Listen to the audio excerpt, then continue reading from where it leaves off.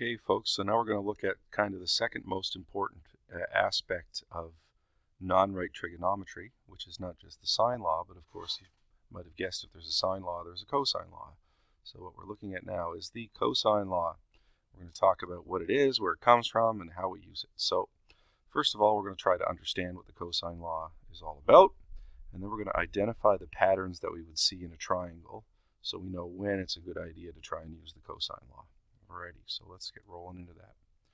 So first of all, the cosine law, which you see sort of over here on the right-hand side, is a really kind of ugly looking formula depending on which version of it you use. But if you break it down, it's a lot simpler.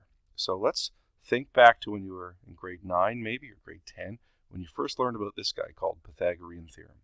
What Pythagorean theorem says is that if you have a right angle triangle, and you call the angle where the right angle is C, and of course the side that's directly opposite to that angle will be side C. Okay? Then you can find the length of side C by saying its square is equal to the sum of the squares of the other two sides. Well, the cosine law is kind of an extension of that. It's probably better to say that the Pythagorean theorem is just a special case of the cosine law, actually.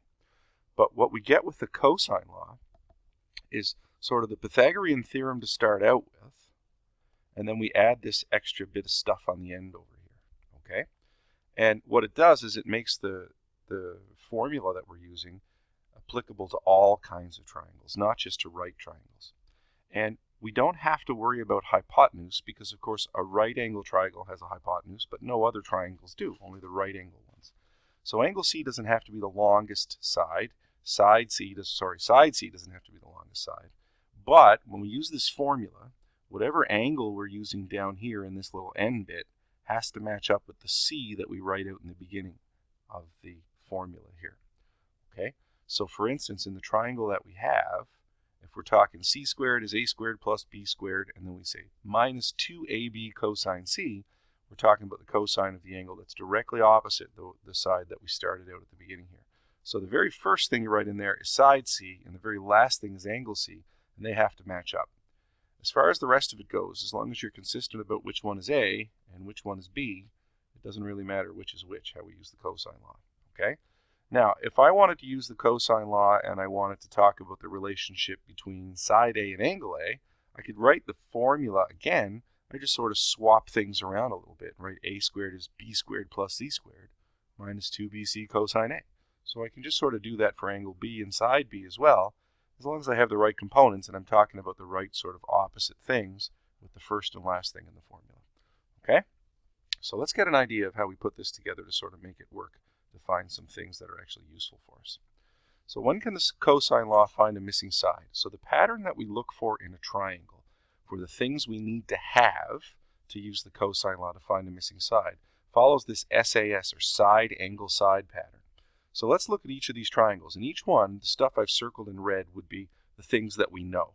So if we know a side, then an angle, and then a side that are all one after the other in any one of those triangles, then we can be sort of in business to use the cosine law to help us find the third side.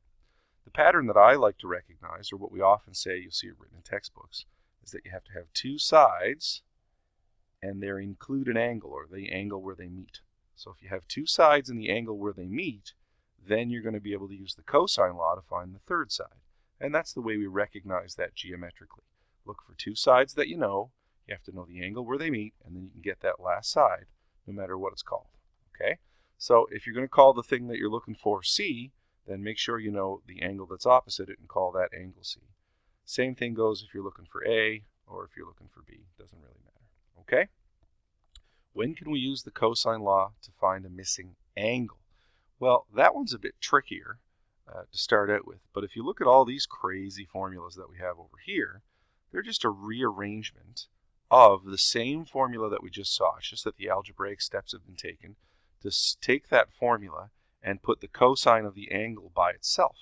So for each one of these, we solved to put the cosine of angle C, cosine A, or cosine B, depending on which version we were using, all by itself on one side of the formula. So once we've got that by itself, what you'll notice is that in the right-hand side of the equation in all three of these, there's no angles, but every side is there in one way or another. A, B, and C, we have to know them all. So the pattern that you look for if you're going to decide to use the cosine law to find a missing angle is you have to know all three sides of the triangle. And once you know all three sides of the triangle, then you can use the cosine law to find whichever angle you want.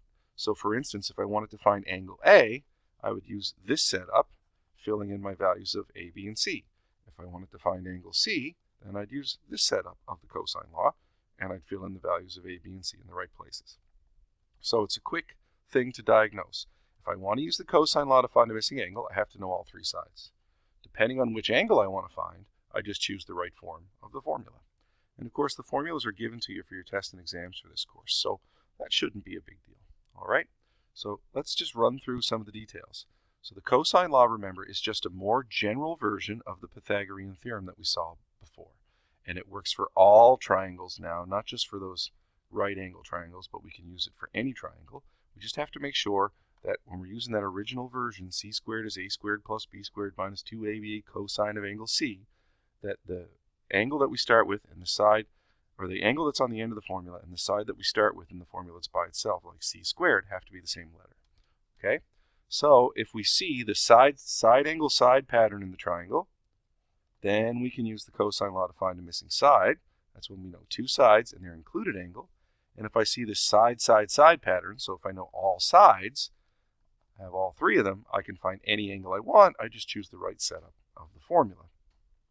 Now, the cosine law is a little bit more difficult algebraically than dealing with either just Pythagorean theorem or even with the sine law. But we're going to go through some examples and a little bit of practice for you. And of course, you'll get your little bit of a review document when you get through all of this. So that stuff will help you with the practice, but it just looks a little intimidating. Most of it is just plugging numbers into a formula and running with it. Okay, so let's get down to that.